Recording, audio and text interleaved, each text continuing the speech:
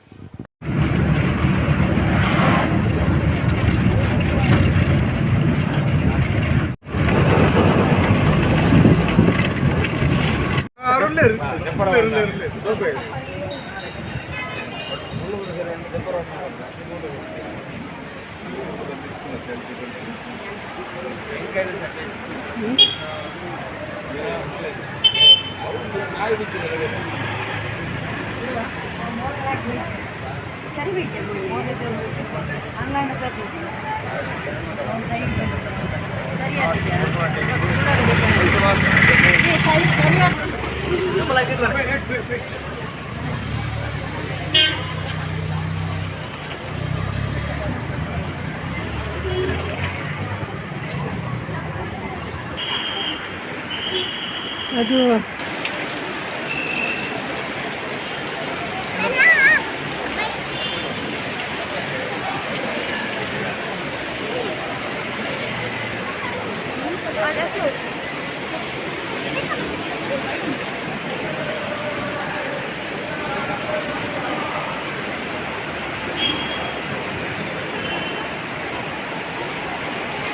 ಇಲ್ಲಿ ಕಾಲು ತೊಳೆಯೋದು.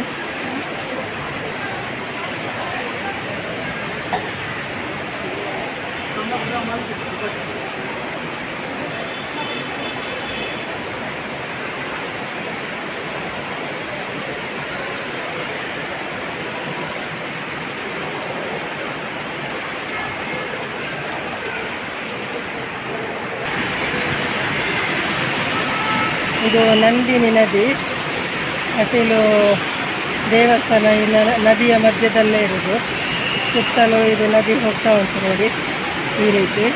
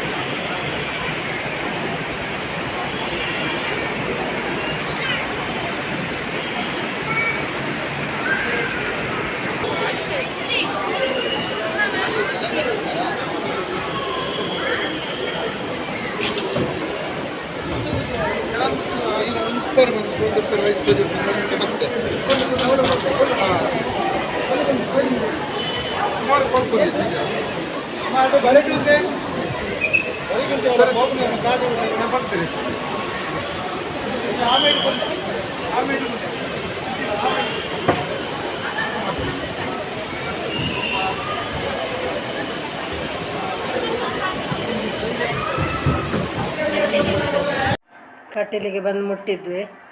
ಈಗ ಪೂಜೆ ಎಲ್ಲ ಮಾಡಿಸಿದೆ, ರಶೀದೆಲ್ಲ ತಗೊಂಡೆ. ಈಗ ಒಳಗೆ ಹೋಗ್ತಿದ್ದೇವೆ. ಒಳಗೆ ಎಲ್ಲ ವೀಡಿಯೋ ಮಾಡಲಿಕ್ಕೆ ಬಿಡೋದಿಲ್ಲ ಅಂತ ಕಾಣ್ತದೆ, ಆದರೂ ಆದಷ್ಟು ತೋರಿಸ್ತೀನಿ ನಿಮಗೆ. ಮತ್ತು ನನ್ನ ವಿಡಿಯೋ ಇಷ್ಟ ಆದರೆ ಲೈಕ್ ಮಾಡಿ, ಶೇರ್ ಮಾಡಿ, ಕಮೆಂಟ್ ಮಾಡಿ. ಯಾರು ವಿಜಯ ಲಾಕ್ಸ್ಗೆ ಸಬ್ಸ್ಕ್ರೈಬ್ ಮಾಡಲಿಲ್ವ ಅವರು ಸಬ್ಸ್ಕ್ರೈಬ್ ಮಾಡಿ. ಕಟೀಲದ್ದು ಮಹತ್ವ ಹೇಳೋದಾದರೆ ತುಂಬಾ ಇದೆ.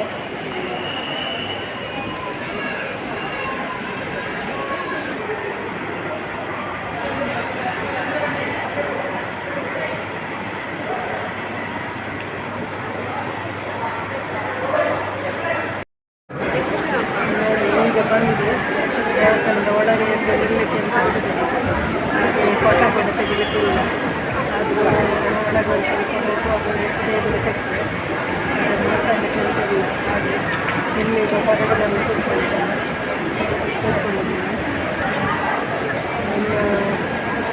ಇನ್ನು ಇವತ್ತು ಸಾಧಾರಣ ಜನ ಇದ್ದಾರೆ. ಶುಕ್ರವಾರ ಆಗಿದೆ. ಈಗ ಪುನರ್ವಾಸ ಆಗುತ್ತೆ. ಮಧ್ಯಾಹ್ನ ಪೂಜೆಯಲ್ಲಿ ಅಂತಿಲ್ಲ. ಎಂಚಲ್ಲ ರೀ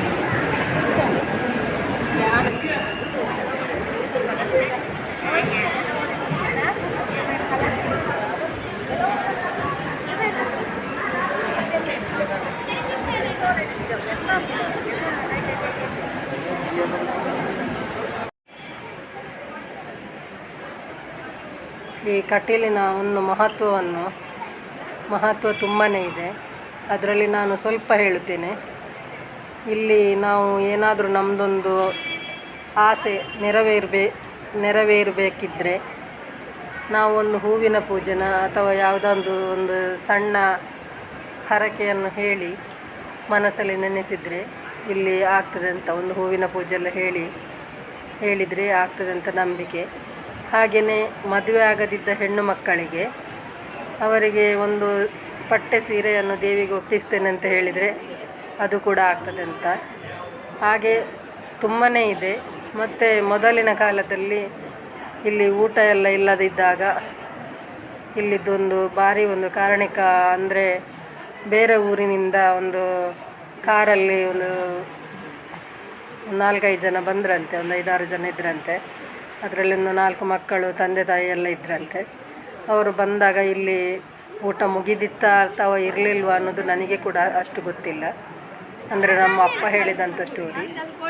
ಆಗ ರಾತ್ರಿ ಬೇಗ ಇವರು ಬರುವಾಗ ಲೇಟಾಗಿತ್ತು. ಆಗ ಊಟ ಇಲ್ಲದೆ ಮಲಗಿದ್ರಂತೆ. ಮಕ್ಕಳು ಹಸಿವು ಅಂತ ಹೇಳ್ತಿದ್ರಂತೆ. ಆಗ ಊಟ ಇಲ್ಲದೇ ಮಲಗಿದ್ರಂತೆ. ಹಸಿವು ಅಂತ ಹೇಳಿದಾಗ ಒಂದು ಹೆಂಗಸು ಬಂದು, ಬನ್ನಿ ನಾ ಬಡಿಸ್ತೇನೆ ಊಟ ಮಾಡಿ ಅಂತ ಹೇಳಿದ್ರಂತೆ. ಅದೇ ರೀತಿ ಇವರು ಹೋದರು, ಎಲೆ ಹಾಕಿದರು, ಊಟ ಮಾಡಿದರು. ಆ ಹೆಂಗಸು ಬಡಿಸಿತು. ಆಗ ಇವರು ಊಟ ಮಾಡಿದಂಥ ಎಲೆಯನ್ನು ತೆಗಿಲಿಕ್ಕೆ ಬಿಡಲಿಲ್ಲಂತೆ. ಮರುದಿನ ನೋಡುವಾಗ 5-6 ಎಲೆ ಉಂಟು. ಭಟ್ರನವ್ರು ಬಂದರು, ನೋಡಿದರು, ಯಾರು ಊಟ ಮಾಡಿದ್ರು ಅಂತ ಕೇಳಿದರು. ರಾತ್ರಿ ಲೇಟಾಗಿ ಬಂದ್ರಲ್ಲ ಅವರನ್ನು ಕೇಳುವಂತ ಅವರ ಹತ್ರ ಕೇಳಿದರು. ಆಗ ಅವರು, ಹೌದು ನಾವು ಊಟ ಮಾಡಿದ್ವಿ, ನಮಗೊಂದು ಹೆಂಗಸು ಬಂದು ಊಟ ಬಡಿಸಿದ್ರು ಅಂತ ಹೇಳಿದ್ರಂತೆ. ದೇವರನ್ನುಂಡು ಮಾಡಿ ದೇವರ ಹತ್ರ ಕೇಳುವಾಗ, ಹೌದು ನಾನೇ ಬಂದು ಬಡಿಸಿದೆ. ಇನ್ನು ಮುಂದೆ ಯಾವತ್ತೂ ನನ್ನ ದೇವಸ್ಥಾನಕ್ಕೆ ಬಂದವರು, ನನ್ನ ಸ್ಥಳಕ್ಕೆ ಬಂದವರು ಹಸಿವು ಅಂತ ವಾಪಸ್ ಕೂಗಬಾರ್ದು ಅಂತ ಹೇಳಿದ್ರಂತೆ. ಅದೇ ರೀತಿ ಇನ್ನೊಂದು ಸಲ ತುಂಬ ಮಳೆ ಬಂತಂತೆ, ದೇವಸ್ಥಾನ ಮುಳುಗಿ ಹೋಯ್ತಂತೆ. ಆಗ ಇಲ್ಲಿನ ಅರ್ಚಕರು, ನಾನು ಅಮ್ಮನನ್ನು ಬಿಟ್ಟು ಬರುವುದೇ ಇಲ್ಲ ಹೊರಗೆ ಅಂತ ಹೇಳುವಾಗ ಅಮ್ಮನ ನುಡಿ ಆಯ್ತಂತೆ, ಹೋಗಪ್ಪ ನೀನು ಹೋಗು, ನಾನು ಎಲ್ಲಿಗೆ ಹೋಗುವುದಿಲ್ಲ, ಇಲ್ಲೇ ಇರ್ತೇನೆ ಅಂತ ಹೇಳಿದ್ರಂತೆ. ನಾನು ಅಮ್ಮನನ್ನು ಬಿಟ್ಟು ಹೋಗೋದಿಲ್ಲ ಅಂತ ಅಷ್ಟು ಹಠ ಮಾಡಿದ್ರು ಅರ್ಚಕರು. ಮತ್ತು ಕೊನೆಗೊಂದು ಹೋದ್ರಂತೆ. ಆಗ ದೇವರ ಪಾತ್ರೆ ಪಗಡೆ ಎಲ್ಲ ಒಂದು ದೊಡ್ಡ ಒಂದು ಕಟಾರಕ್ಕೆ ತುಂಬಿಸಿ ಇಟ್ಟಾಗೇ, ಈಗ ಸ್ನಾನಕ್ಕೆಲ್ಲ ಹೋಗ್ತಾರಲ್ಲ ಅಲ್ಲಿ ಕೆಳಗೆ ಒಂದು ದೊಡ್ಡ ಗುಂಡಿಯಲ್ಲಿ ಎಲ್ಲ ತುಂಬಿಸಿ ಇಟ್ಟಾಗೇ ಇತ್ತಂತೆ. ಅಷ್ಟು ಒಂದು ದೇವರ ಕಾರಣಿಕದಲ್ಲಿ ಇತ್ತು ಅಂತ ನಮ್ಮ ಹಿರಿಯರು ಹೇಳ್ತಾಯಿದ್ರು. ಯಾವುದೇ ಕಷ್ಟ ಕಾಲಕ್ಕೆ ಅಮ್ಮನನ್ನು ನೆನೆಸಿದರೆ ಅಮ್ಮ ನಮಗೆ ಸಹಾಯ ಮಾಡ್ತಾರಂತ ನನಗೂ ಗೊತ್ತುಂಟು.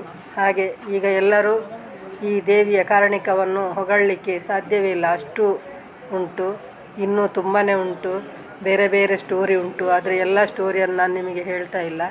ಈಗ ನೋಡಿ, ಎಲ್ಲ ಊಟಕ್ಕೆ ಇಲ್ಲಿ ಎಲ್ಲ ಲೈನ್ ನಿಂತಿದ್ದಾರೆ ನೋಡಿ. ಜನಸಾಗರವೇ ಇದೆ, ಹೇಳಲಿಕ್ಕಾಗ್ತಾಯಿಲ್ಲ, ಅಷ್ಟು ಜನ ಇದ್ದಾರೆ. ಇವತ್ತು ಸ್ವಲ್ಪ ಕಡಿಮೆನೇ, ಯಾಕಂದರೆ ಇದು ಧನುರ್ಮಾಸ ಅಂತೆ, ಹಾಗಾಗಿ ಪೂಜೆ ಎಲ್ಲ ಇಲ್ಲ ಅಂತ ಸ್ವಲ್ಪ ಜನ ಕಡಿಮೆ ಇರ್ಬೋದು. ಇಲ್ಲದಿದ್ದರೆ ಎಷ್ಟು ಅಲ್ಲಿಂದ ಇಲ್ಲಿ ತನಕನೂ ಕಾಲು ಹಾಕಲಿಕ್ಕೆ ಜಾಗ ಇರ್ತಿರಲಿಲ್ಲ. ಹಾಗಾಗಿ ಸ್ವಲ್ಪ ಜನ ಕಡಿಮೆ ಅಂತ ಅನ್ನಿಸ್ತದೆ. ಆದರೂ ನೋಡಿ, ಈಗ ನಾವು ಊಟಕ್ಕೆ ಹೋಗ್ತಾ ಇದ್ದೇವೆ, ಲೈನಲ್ಲಿ ನೋಡಿ ಊಟಕ್ಕೆ ಕೂತಿದ್ದೇವೆ. ಸ್ವಲ್ಪ 1-2 ಲೈನದು ನಾನು ಸ್ವಲ್ಪ ಹಿಡಿತೀನಿ ನೋಡಿ. ಈಗ ಪ್ಲೇಟ್ ಬರಲಿಲ್ಲ, ಇನ್ನು ಪ್ಲೇಟ್ ಊಟ ಇಲ್ಲಿ. ಮೊದಲೆಲ್ಲ ಎಲೆ ಊಟನೇ ಇತ್ತು, ಈಗ ಪ್ಲೇಟ್ ಊಟ ಆಯಿತು. ಈಗ ನೋಡಿ, ಆನೆ ಇದ್ದಲ್ಲಿಗೆ ಬಂದ್ವಿ ನೋಡಿ. ಆನೆ ಲಕ್ಷ್ಮಿ ಅಂತ ಹೆಸರು ಅದ್ರದ್ದು. ಹಾಗೆ ಆನೆ ಇದ್ದಲ್ಲಿ ಬಂದ್ವಿ. ಇನ್ನು ಹೊರಗಡೆ ಎಲ್ಲ ಹೋಗಿ ದೇವರನ್ನು ಇನ್ನೊಮ್ಮೆ ಸ್ವಲ್ಪ ದೂರದಿಂದಲೇ ದರ್ಶನ ಮಾಡಿ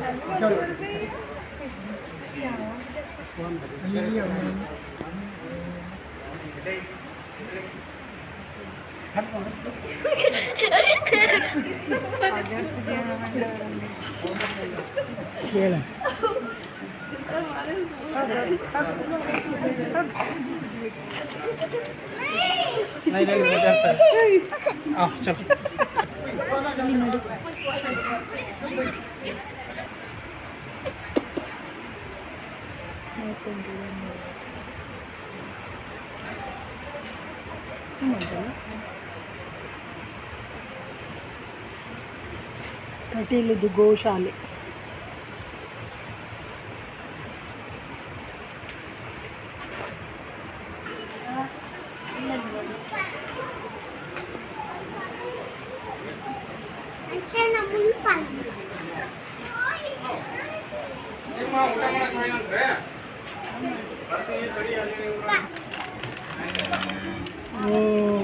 ಕ್ಯೂಟ್ ಉಂಟಲ್ಲ.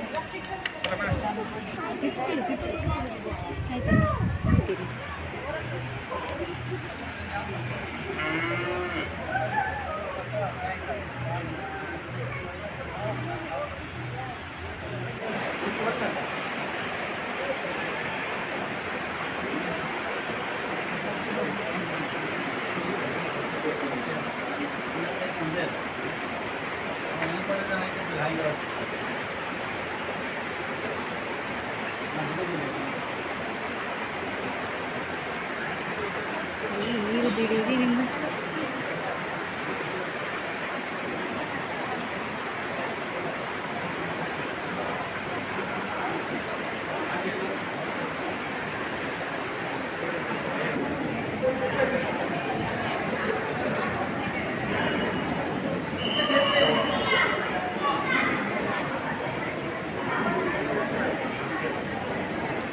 ಊಟ ಎಲ್ಲ ಆಯಿತು.